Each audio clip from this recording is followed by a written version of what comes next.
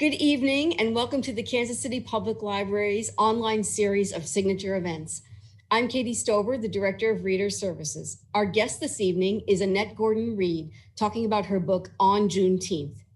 I can't think of anyone who is more suited to tell us about Juneteenth than Professor Gordon-Reed. And not only because she is the Carl M. Loeb University Professor at Harvard University, a multi-award-winning historian of slavery and the early American Republic, in addition to American legal history, criminal law, and procedure, nor because she has a Pulitzer Prize in history, a National Humanities Medal, and a National Book Award for the Hemingses of Monticello, in addition to a Guggenheim Fellowship in the Humanities and a MacArthur Fellowship. She is an nth generation Texan, and if memory serves, Texans are the best tellers of their history. Annette had the honor of being in the room when President Biden recognized this Texas state holiday as one for all of the states. The history behind our newest federal holiday, Juneteenth, is one that many of us did not know. I didn't receive this history instruction as a student. But this book, On Juneteenth, is the best introduction readers of history can receive. I hope you all take a moment to purchase a copy at bookshop.org. It's a slim, rewarding volume full of rich historical detail and personal observations, and we are so very honored to have its author, Professor Gordon-Reed, with us this evening to tell us about it. Please welcome Annette Gordon-Reed. Thank you very much for that generous introduction. I'm very happy to be here. I've enjoyed these Zoom conversations where I get to talk about this book, talk a little bit about what I was trying to do with it. This has been a whirlwind for me the past couple of weeks. It's just hard to imagine that it was just a little over a week ago when I did go down to Washington for the signing of the bill that would make Juneteenth a national holiday. This was not, people asked me if I anticipated this was happening. Did I write the book because of this? Do I think the book had any effect on this? And I'd have to say I don't. I wrote the book for different reasons, which I will talk about in a moment. But I'm very happy, gratified to have been a part of was a historic event with people that I knew and recognized, politicians and other figures that I had seen on television and admired from afar. It was a wonderful day. And we can talk about that later, more about that later on. You know, I've been asked a number of times about why I did a book that is so different from what I typically do. My books are history books. They are not all long, but longish. The Hemingses of Monticello was about 800 pages. There are probably more endnotes, pages of endnotes in that book than Juneteenth altogether. This is a departure for me. It's also a very personal book in lots of ways. And that's what I intended it to be. But at the same time, I wanted a history of Texas. That's what I wanted to do. About a year ago, I did an essay for the New Yorker about Juneteenth. And that started me thinking about my childhood and started me thinking about the particular day. Some months before that, I had done a review of 5 books about Texas for the New York Review of Books. And that also spurred my thoughts about Texas. I've been talking with my editor for a number of years about doing a larger book about Texas, a book about Texas history, maybe with a focus on slavery, or would I just do a general, somewhat, history of Texas in a way that would bring to bear some of the things that I had been doing in my other work and my other historical work. But I never got around to it. After the New Yorker essay, after the review of the books that I had done for the New York Review of Books, I began to think about doing it more seriously, particularly because we were in the pandemic, in the midst of this really terrible time here in New York, where I live. Harvard had gone virtual. I typically commute between Cambridge and New York, but when the school closed down, we decided to do classes online. So I was here for doing that. And once the classes were over, I had time on my hands. There was not much to do here. We could go out for walks in the park. perhaps run a few errands, but for the most part, we were holed up in our apartment trying to stay healthy and trying to keep other people healthy. While I was here, I began thinking more about writing something when I started thinking about my parents.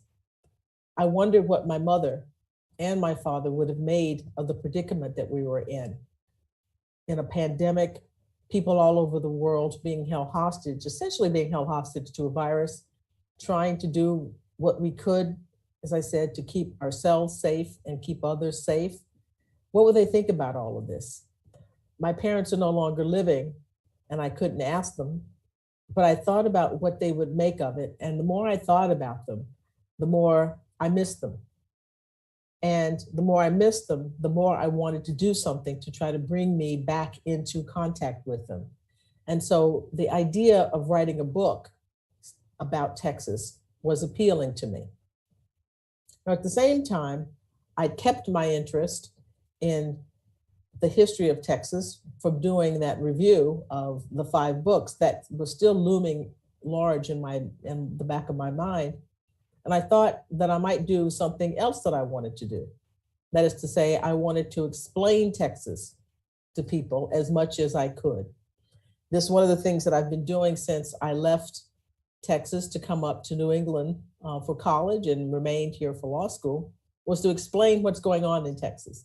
People would ask me, what's up with that, when some story had come out of the place that seemed to people to be particularly outrageous, and it would be my task to explain the state. So I sat here thinking about making contact with my parents and explaining the state to other people. And I came up with the idea of a book of essays. It would be short, not long, like the Hemingses of Monticello. My editor didn't want a lot of endnotes. In fact, there are no footnotes in the text, no references to the text. I have a bibliography at the back of the book that talks about the sources that I used. But I wanted something to be clear and accessible, not just for adults, but for young people as well, to talk about some of the experiences that I had growing up and in the process, and my family background, and in the process tell something about a state that has been called or seen as a bellwether for the United States of America as a whole. So I sat down to write and had to think about how I wanted to proceed with all of this. Would I do it in a chronological way in some fashion? How would I put it together? And I decided to sort of go with the notion of the title, On Juneteenth. On Juneteenth is about the day of June 19th, 1865, when Gordon Granger, United States Army General Gordon Granger, came to Galveston to tell people that slavery was over and to take control of the area.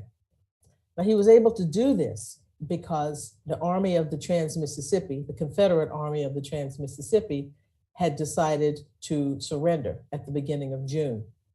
Most people think, I don't want to say most people, I'll pull back from that, say many people think that the American Civil War ended in April of 1865, when Robert E. Lee surrendered at Appomattox Courthouse in Virginia.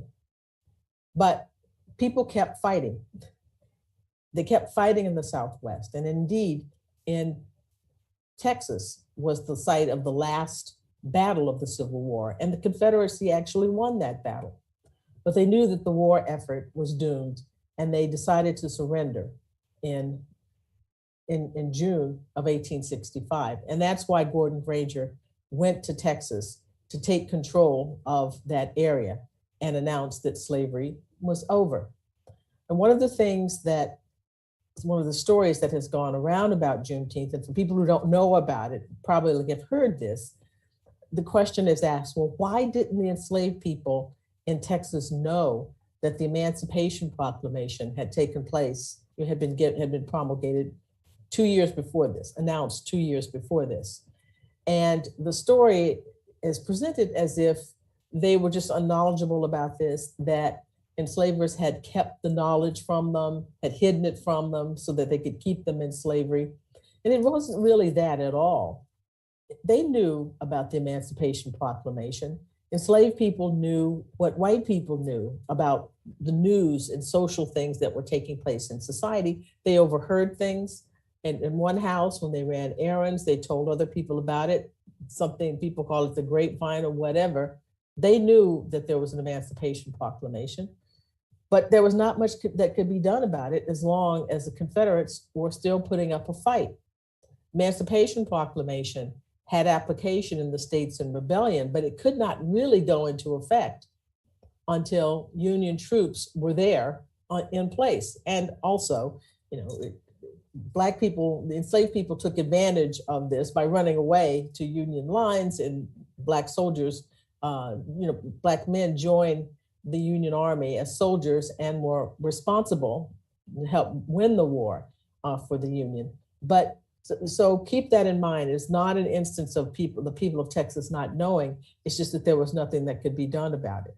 So I decide to take the title to talk about this particular matter, give a big something of a history of Galveston and Black people of Galveston in Galveston during that time period.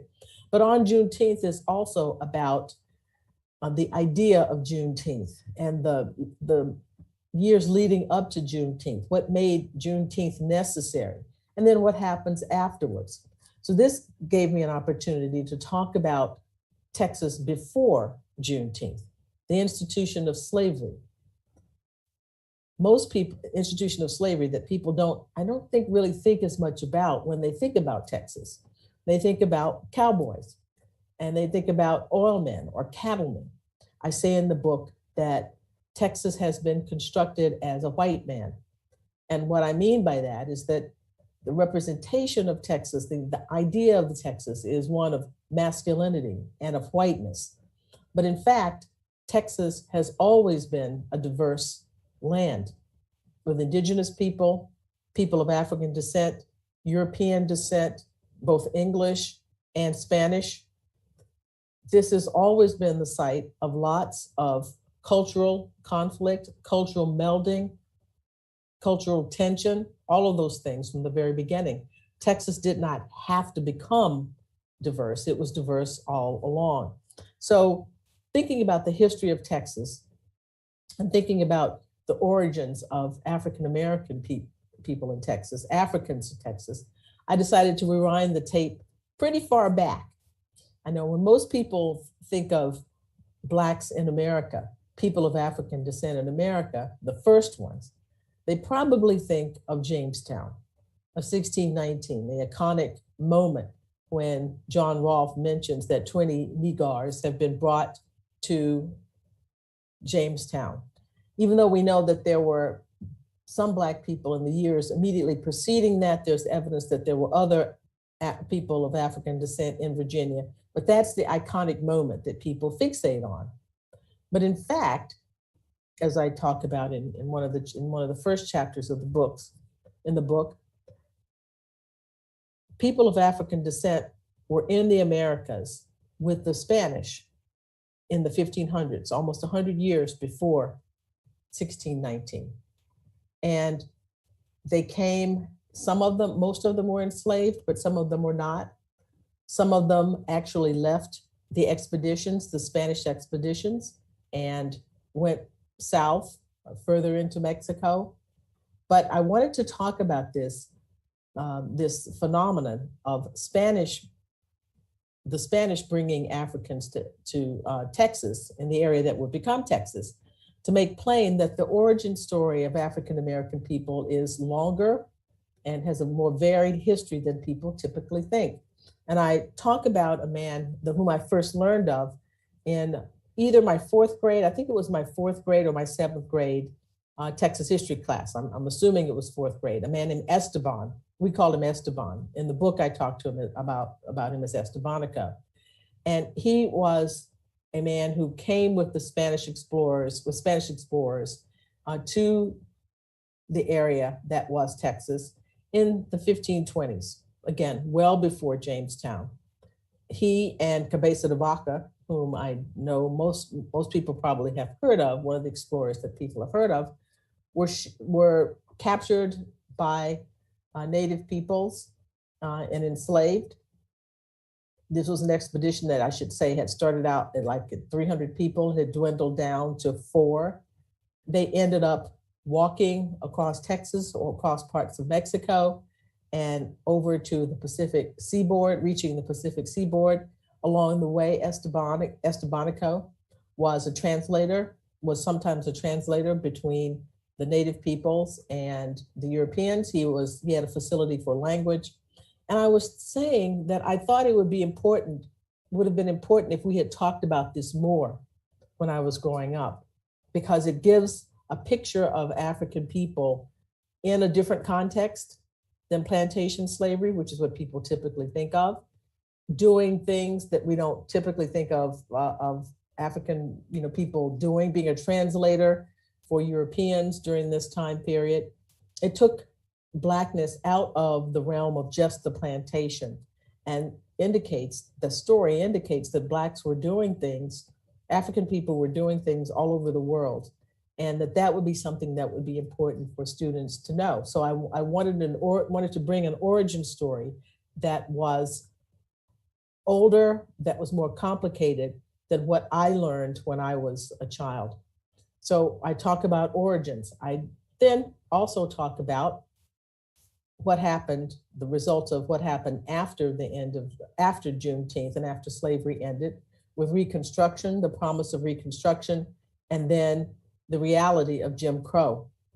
And I talk about probably the most personal essay in the book, a book about growing up in my hometown of Conroe, Texas. Conroe, Texas is in East Texas. It's about 40 miles north of Houston. I was born actually in a place called Livingston, which is even further northeast, but I moved to Conroe when I was about 6 months with my parents, my mother and my father, and my 2 older brothers. And when I was 6 years old, I had the experience of integrating our town's schools. This was a momentous thing in my life. It was an intense thing in my life.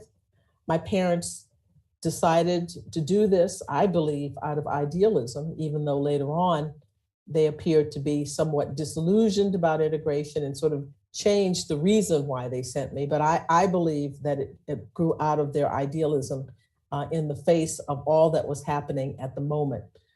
The Civil Rights Act had been passed, the Voting Rights Act had been passed, and they were idealistic people who wanted to make a mark and wanted to participate in what was called the movement. Now, this is 10 years after Brown versus Board of Education, and when the schools were supposed to be integrated, when de jure segregation was struck down. And jurisdictions all across the South were resisting Brown's mandate. And one of the ways they resisted was coming up with something called a freedom of choice plan. Now, freedom of choice sounds great, right? Who could be against freedom of choice? Everybody wants to have freedom to choose.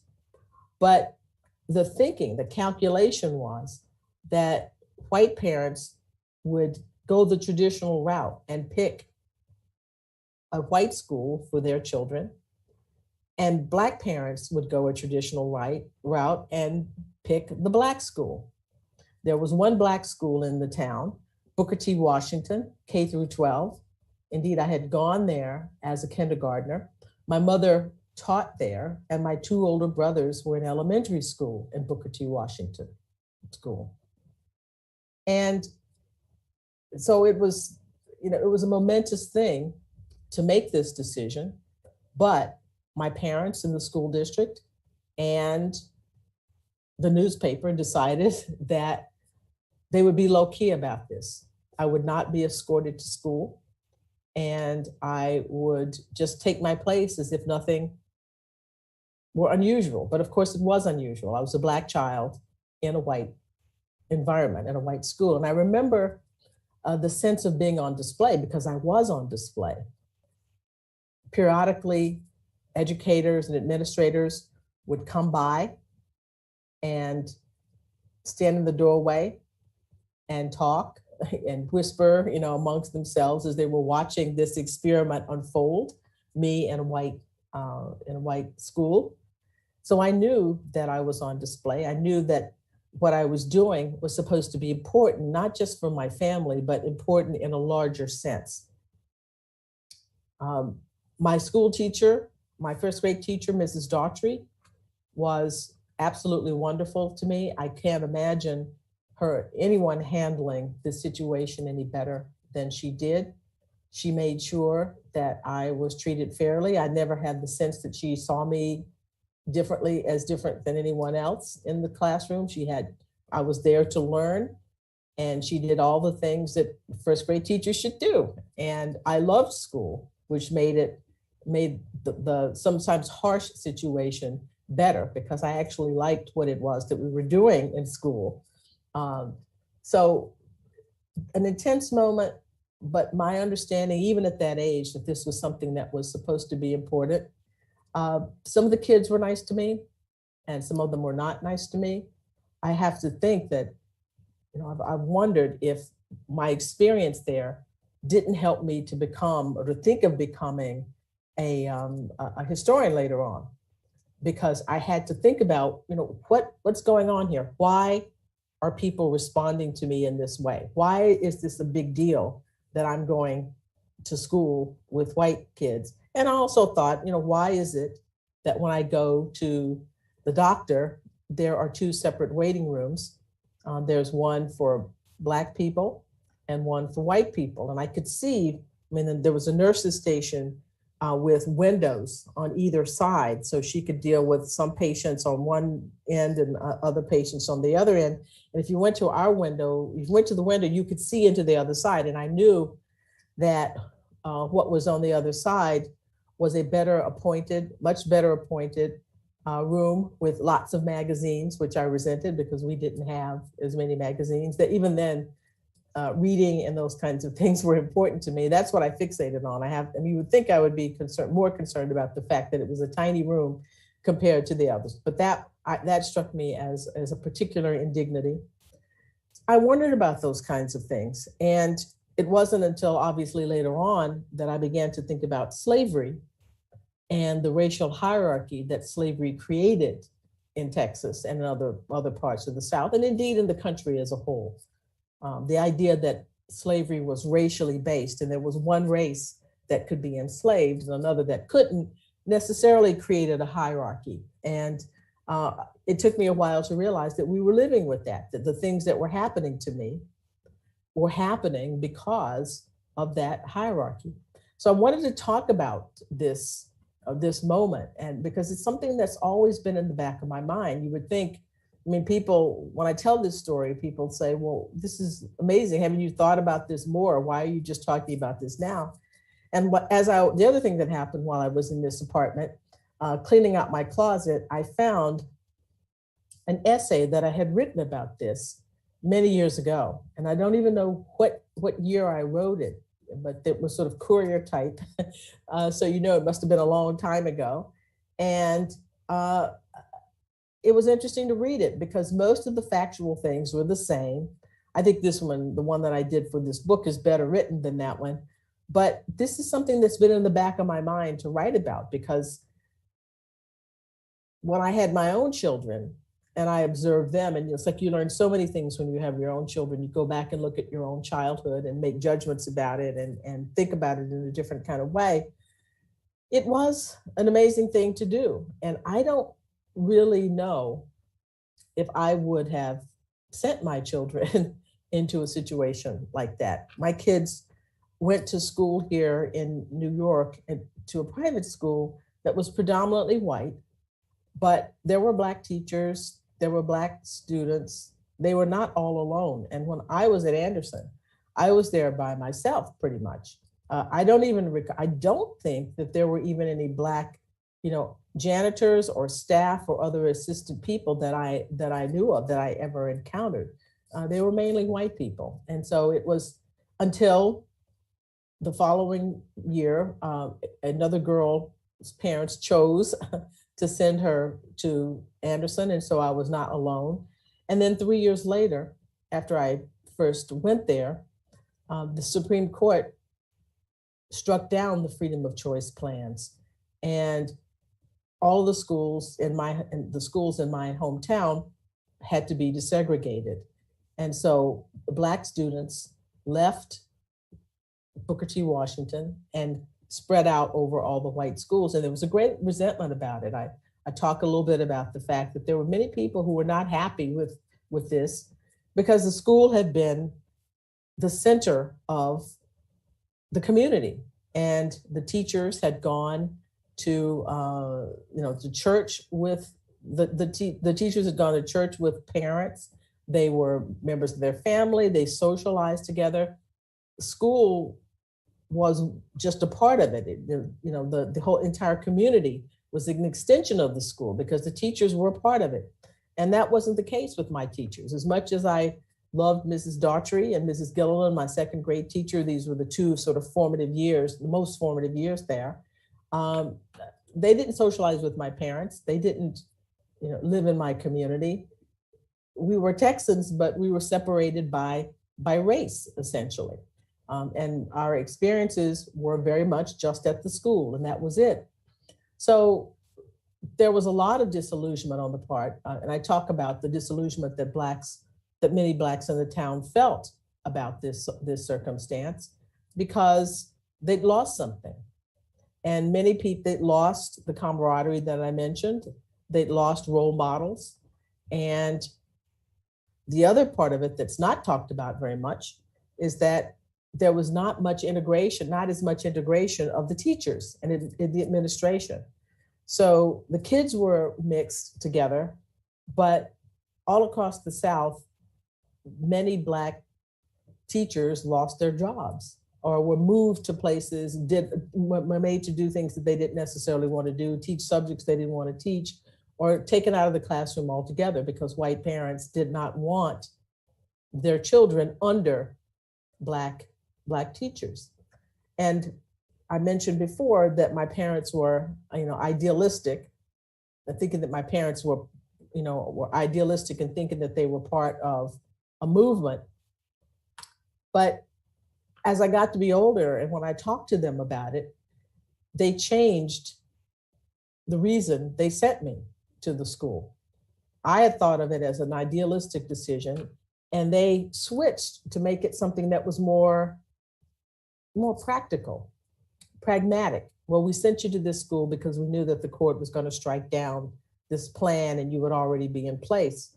And that may be true. That may have been true, but I remember the moment, the contemporary time as this was going on, that the talk and the atmosphere in my house, the way other people were responding, is that there was an excitement, and they thought that this was something, that might usher in a new world.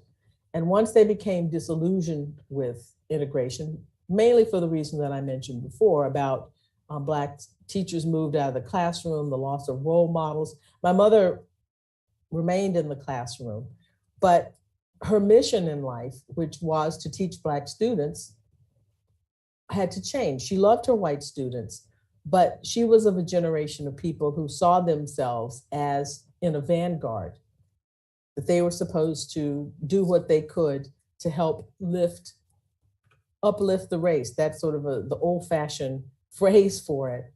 And now with integration, she said, we can't talk to them the way we used to talk to them. In other words, to exhort them, to say that they were on a journey, that they had a mission, because now they were in a minority, and you can't talk to students like that. I mean, you can't differentiate students, separate students out in that kind of way.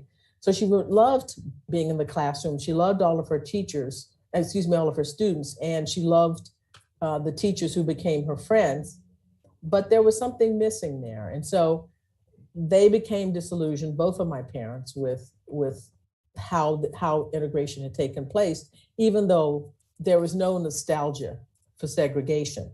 But it's like anything, you gain some things and things are lost. And I do believe that ultimately they thought that certainly desegregation was better than being treated as a second-class citizen, which is what de jure segregation, the message it sent, not only to Black people, but to whites as well. So I thought it was important to tell that story. because that's related to Juneteenth in the sense that this was sort of the remnant. I mean, what I was doing of integrating our schools was doing away with the remnants of Jim Crow that had been put in place to sort of keep the freedmen, the people who were freed in June 1865, in their place. There was a brief moment of Reconstruction when things were open, and then the clampdown, when people tried to put slavery, take them back to slavery, as near to slavery as could possibly be achieved with law, through the uses of laws. So I talk about probably the most intensely personal part of the book, and as a way of introducing the themes, talking about Jim Crow after the end of slavery and the efforts that were made to do away with the hierarchy in my town. My town, which was, I should say, a place that had a reputation for being very, very rough on the racial front. There was a man who was burned at the stake in the 1920s on Courthouse Square, where I used to work between the time I was going from college to law school. I actually worked in this place, and I could look outside to an area where a person had been burned at the stake. It's almost medieval to think that that kind of thing would happen. But and I tell that story to suggest the kind of atmosphere that still existed around the time that I was integrating the school, that this was still a tough place. It has changed remarkably. Some things, and I'm not saying that it's all rosy now, but certainly the atmosphere, the sense of tension about race is not as present as it was when I was a child. There have been Black principals of schools, and which would have been absolutely unheard of during my time period.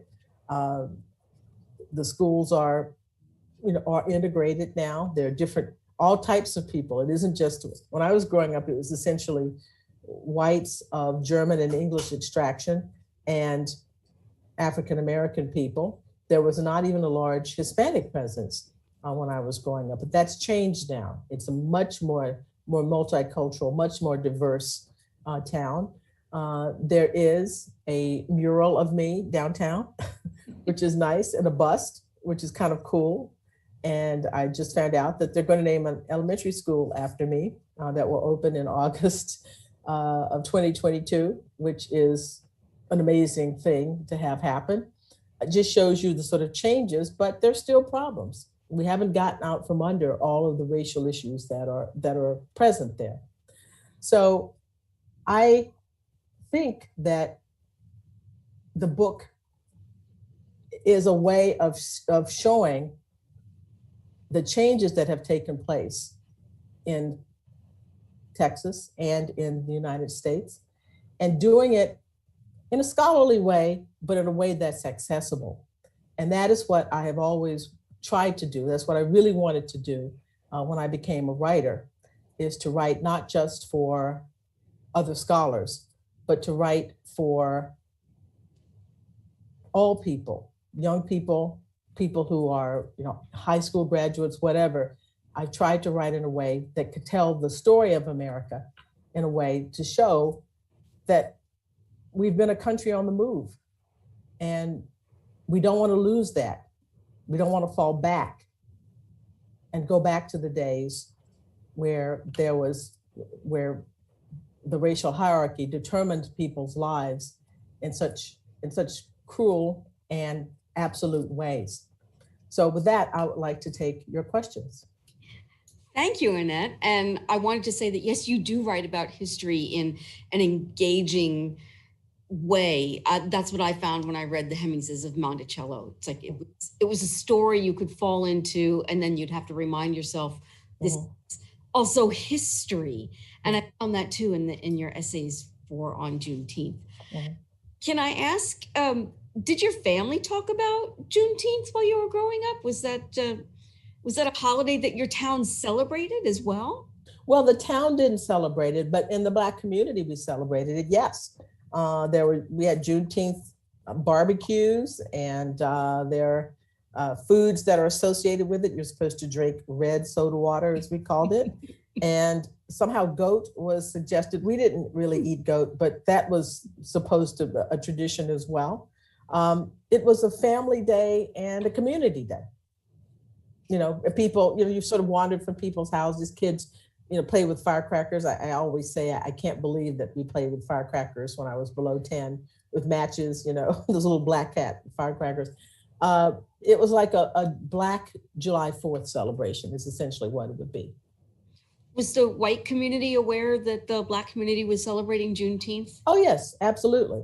It became a state holiday after I went to college in 1980. And so I think it was sort of a larger community celebration, but it was still predominantly a black holiday for most of the time that I was growing up. And you talked about how Texas has really always been sort of a microcosm of America, with various immigrants and the history that it's set up to look like, as you put it, a white man. But there's so much more to Texas than that. Yeah. Texas has been at the forefront of trying to make Juneteenth a federal holiday, haven't they? Hasn't it? Yes. Yes. A woman named Opal Lee, who is 94 years old, has been on a determined mission. And I asked her, I said, so when did you get involved with this? And she said, well, when I was 89, I decided that I wanted to make this my quest. And I was thinking to myself, 89, I want to be 89, and I want to be 89-year-old on a quest. And she actually is credited with really pushing this forward. And I was so happy. I wasn't sure that she was going to make it to the White House in time, because this happened pretty quickly, but she came into the room and most people knew her, and everybody was happy to see her. And the president singled her out and brought her up on stage and gave her a pen. It was just a wonderful moment to be there to share that with her. So I wanted to ask you, there's been a question in the chat here. There's one from a public school teacher, and he is asking that you expand on what made your first and second grade classroom experiences positive and formative for you. We need to emulate what your teachers did. Well, it was just an exciting place. I just remember the books were there and the decorations. And, the thing that would be different now is that they were pretty relentless in separating kids out. I mean, in the sense that, I was a good reader. So I was a bluebird, and then there was a robin, and then there were the redbirds or whatever, and the fast reading group. And they, now I think they would probably be more attuned to kids' feelings about it. So that was not the greatest part of it, but it was just a spirit of excitement there. This was a school district that, the town was an oil town. So in the 1930s, it boasted more millionaires than any other city, small city or whatever. So they had money. they had enough money to make, the school was immaculate, and it was just, and the teachers really cared about us. Mrs. Daughtry and Mrs. Gilliland they were sort of old school people who made us, toe the line, and were very, very strict in some ways. But you could feel, I'm not explaining this well, you could just feel the regard they had for us. They were born to be teachers. And I think, I wonder if part of the reasons in addition to being decent and wonderful people, that they were so nice to me, is that my mother was a teacher. And I wonder if maybe they were not giving some sort of, that meant something. I had a little extra credit there because of that. And they were extra protective, making sure that people were not mean to me or whatever, did not mistreat me. It's hard to say. It's just that I felt their concern and their love. And they loved what they were doing. And that just came through. It was not like they were there as a chore or anything. They loved being in the classroom. You describe the way the teachers felt and their caring for all the students. And I think back just a couple of moments ago when you talked about how the teachers at Booker T. Washington couldn't move into the other schools. And you know that there are teachers that felt the same way and their students felt the same love and caring and support. And those teachers had no place to put their talents, put their emotions. And that was a sad part of your story. Yeah. Because, their life's work. And this happened, it's not just talking in my town. This is, people have written books about this sort of hidden part of integration. People think about the kids, but they don't think about the administration and the teachers as well, what happened to them. Equally important. So there was a question about Juneteenth, that there's far more significance to Juneteenth than many people are initially aware. And so would you talk about Juneteenth and why this national recognition is so important right now? Mm-hmm.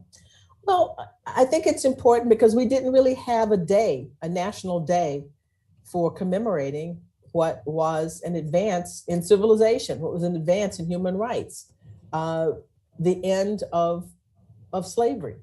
And as I said before, as I've said, this is not the total end of slavery. Slavery legally ends with the ratification of the 13th Amendment in December of 1865. But this was achieved by the United States military with the aid of Black soldiers who came into to the army to fight for their freedom. And they helped defeat the Confederate Army, and taking the surrender of Texas, which was the sort of the holdout, and in some ways the most recalcitrant of the states here, and one of the more difficult ones during Reconstruction, was a big deal. And we should think about that day.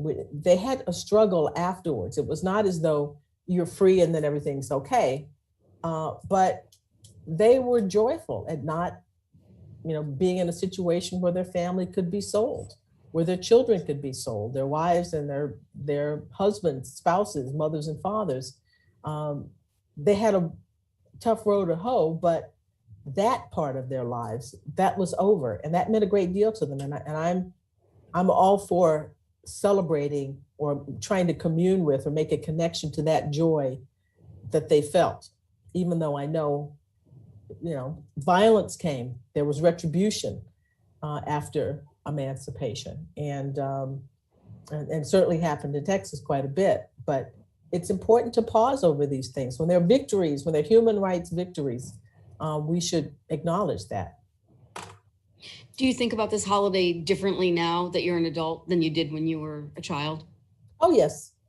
When I was a kid, it was the firecrackers and the red soda water, and running around with my friends and cousins in the summertime. It was great. And then get ready for July 4th, because then you get to do it.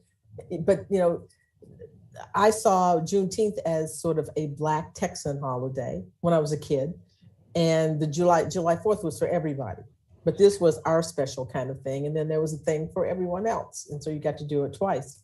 But now I think about, as a scholar of slavery, I think about the people. And I just marvel at the courage that people had. One of the most emotional parts of all of this for me was finding my great-great-grandfather on a voter registration list in 1867. And knowing that, just thinking of what hope that must have been for a person who'd been treated as property to now have the right to vote, to go to participate in his governance, and to know that about 10 years later, when they pull the troops out of the South and Reconstruction's over, it goes through, we go to Jim Crow. That doesn't end until the time that I'm integrating Anderson Elementary School. So thinking about those people operating in that world is, I think about it obviously in ways now that I didn't when I was a kid, and I mean, in awe of that kind of resilience and the fortitude of people.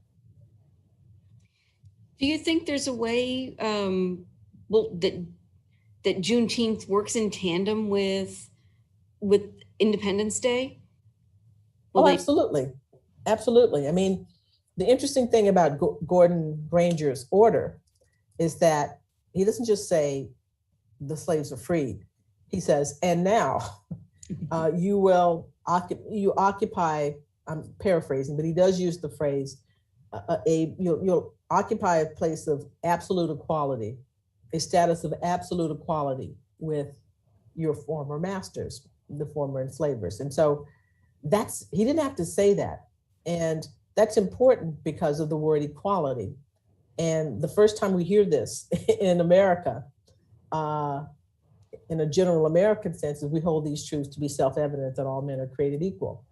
And that's the Declaration, and that's what we celebrate on the 4th. So Granger is saying slavery is over, and now he doesn't have the power to do this. I mean, he has the power to say it, but now he introduces equality he uses equality as a bedrock value, right? So after you're a slave now, and now that you're no longer enslaved, now you will be an equal. Now, I took the 14th Amendment to bring Blacks into citizenship, and the 14th Amendment itself is a way of trying to incorporate the ideals of the Declaration into that amendment. The Equal Protection Clause, due process, all of those things go towards equal and fair treatment of people. And that is a principle of the Declaration. So Granger brings, the Declaration into it, the ideal of the Declaration pronounces into it. So I think the two holidays should be seen as together. One congressman who voted against it, making Juneteenth a holiday, said that he thought it was just a bid to replace the 4th of July, which it isn't. It's not at all. I mean, I just don't see how that is a non sequitur. It doesn't really follow, given that Black people in Texas have celebrated Juneteenth for 156 years, and along with July 4th too. So they go together, I think. Oh, we have another question from the teacher. If one of my precocious middle school students asks what Juneteenth is and why we celebrate it, what's the most important aspect you want them to come away with? Well, it freed enslaved people, and it's important for us to remember how people were treated, that this institution existed, and that it was over, that it was ended, and we should never think to treat human beings like property ever again, that should never be legal again. So the notion of freedom, slavery to freedom, and remembering history so that we don't repeat it. We have another question from someone wanting to know if you've seen civic Juneteenth celebrations in other places outside of Texas. And if you have how have they differed from celebrations in Texas? The person loved your book and they learned so much from it. Oh, thank you. I've seen parades. They seem to be pretty much the same. I haven't had any food. I haven't had any food. That's sort of a real test of these kinds of things. What kind of food do people have here? But I've watched Juneteenth parades in other places, and it seems to be, they seem to have it down pretty much. What happened, and I say this a little bit in the book, that I was initially possessive of Juneteenth, that I thought, why are these people celebrating our holiday? And then that lasted only a short period of time. And then I realized that, as I just said before, that everybody should celebrate, an advance in human civilization. But I also realized that Texans, when they left Texas, went to these states, they were the ones who took it with them and, said, this is what we do in Texas, and people accepted that. And that's, that's fine. If you accept a holiday, accept a holiday that is a family holiday, that's about bringing the community together and good feeling. Everybody should be able to join in with that.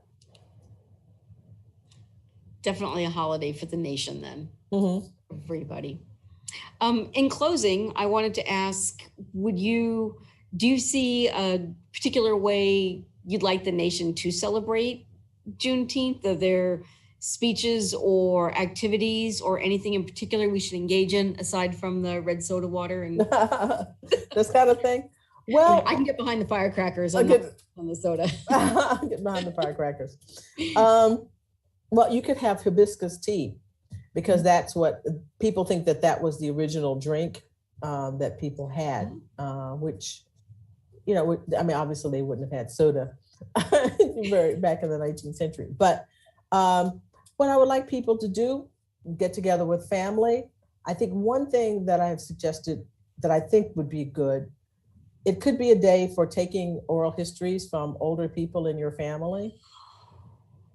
You know, and I say that because my great grandmother lived until I was about 11, and I really regret not paying more attention to the things that she was telling me. I regret not asking her more questions. Well, even my grandmother, you know, I just use it as a day when you're together with the family. Record people, you know, talk to people, have them, ask questions about your family, ask questions about what their lives were like. I'd like to know, what was it like to be a Black person in East Texas, you know, in 1907, 1906 or whatever, what on a day-to-day basis? Because I know I could go back and do a history of those things and, you know, facts, statistics, those kinds of things. But I like to know the day-to-day texture of life. And so I think that this could be a day of taking your family's oral history, or putting things down, recording them. I mean, even if you don't write a history on your own, there are lots of social historians, public historians, people who could benefit from, if there were an archive of these kinds of that you could have and make available to people. I think that would be I would like to see that become a tradition in Juneteenth. We have one more question from an audience member, someone who believes that Emanuel Cleaver grew up in Texas, and person is wondering if you've ever talked to him about Juneteenth. I have not. I'm not. You know, my experiences with Juneteenth have been mainly family oriented and watching celebrations in other places, but I have not spoken with him about it. I mean, I really do, now that I've done this, maybe it's time to go back and do the big book about Texas that my editor, really wanted me to do. And the one with endnotes and all of it doesn't have to be 800 pages, but there's so many wonderful stories to learn and to tell that I'd really like to try to do that. It's a fascinating history. It's rich. We definitely need to read that. And we have a librarian who said that he just ordered your book for their school library and he's excited for the students to read it. Mm-hmm. And he said, sadly, that there are already pushbacks on books of that subject, saying it is critical race theory. Mm-hmm. What are your feelings on that? Well, I mean, critical race theory is a law school class.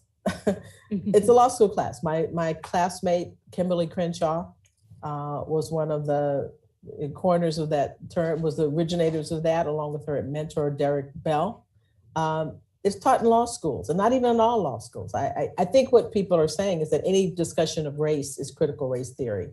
And you're not going to be able to talk about the history of America without talking about race, because people talked about it in the 18th century and the 19th century, and the documents talk about it. The Constitution of the Republic of Texas talks about slavery and race, prohibits Blacks from coming to settle there.